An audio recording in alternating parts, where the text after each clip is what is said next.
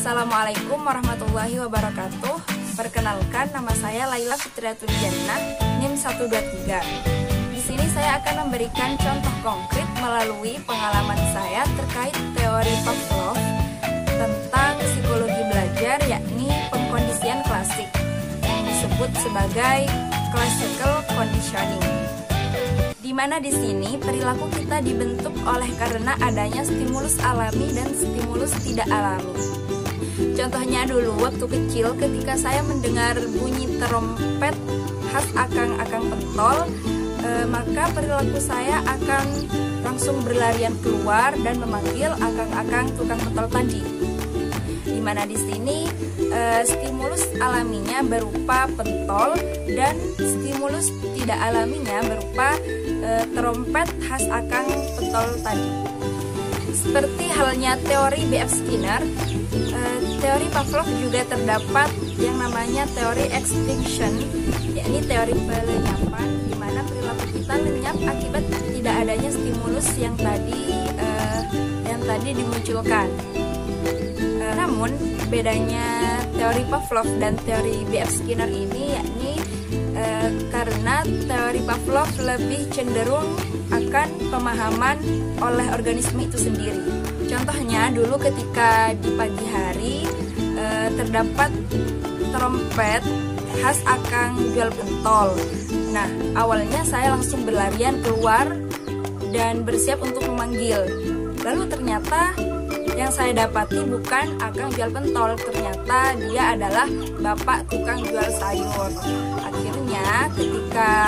Akhirnya saya paham dong bahwa ketika di pagi hari ketika ada bunyi khas trompet akang jual pentol, saya tidak memunculkan perilaku berlarian karena saya paham bahwa itu hanyalah bapak tukang jual sayur. Kemudian ketika di sore hari, ketika terdapat kembali suara trompet khas akang-akang jual pentol tadi, saya yakin, oh ini gak mungkin dong ada bapak tukang jual sayur di sore hari. Dan saya yakin, oh ini pasti akang jual pentol yang saya cari. Nah, kemudian perilaku berlari saya muncul kembali ketika di sore hari, ketika mendengar trompet khas akang jual pentol di sore hari. Hal ini dalam teori Pavlov disebut sebagai pemulihan spontan. Lalu dalam teori Pavlov ada juga yang dinamakan pengkondisian tingkat tingginya seperti tadi. Ketika ada suara trompet khas akang jual pentol dan terdapat bunyi sepeda motornya yang familiar, maka saya akan terperanjat dan langsung berlarian dengan yakinnya bahwa dia adalah tukang jual pentol. Namun ketika hanya terdengar bunyi trompet khas akang jual pentol dan tidak ada bunyi sepeda motornya yang familiar, maka saya hanya akan terperanjat saja, namun tidak berlarian dikarenakan saya tidak yakin bahwa dia adalah tukang pentol. Namun ketika bunyi trompet khas akang jual pentol dan suara motornya yang familiar terdengar bersamaan, maka saya langsung terperanjat dan langsung berlarian dengan yakinnya. Nah, saya mengidentikan suara trompet khas akang-akang pentol dan suara sepeda motornya yang familiar dengan akang tukang jual pentol. Di sini dalam teori Pavlov disebut sebagai teori generalisasi. Nah, pemahaman tersebut dalam teori Pavlov disebut sebagai iradiasi. Sedangkan perilaku berlari saya yang muncul hanya ketika bunyi trompet khas akang jual pentol dan bunyi sepeda motornya yang familiar terdengar bersamaan. Hal itu dalam teori Pavlov disebut sebagai konsentrasi.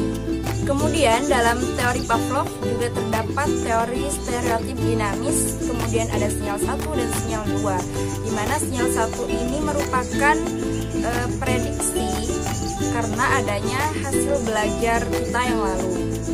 Dan sinyal 2 pun juga sama, prediksi namun lebih kepada semantik atau prediksi atas prediksi karena adanya suatu bahasa yang dimana kita paham akan bahasa tersebut.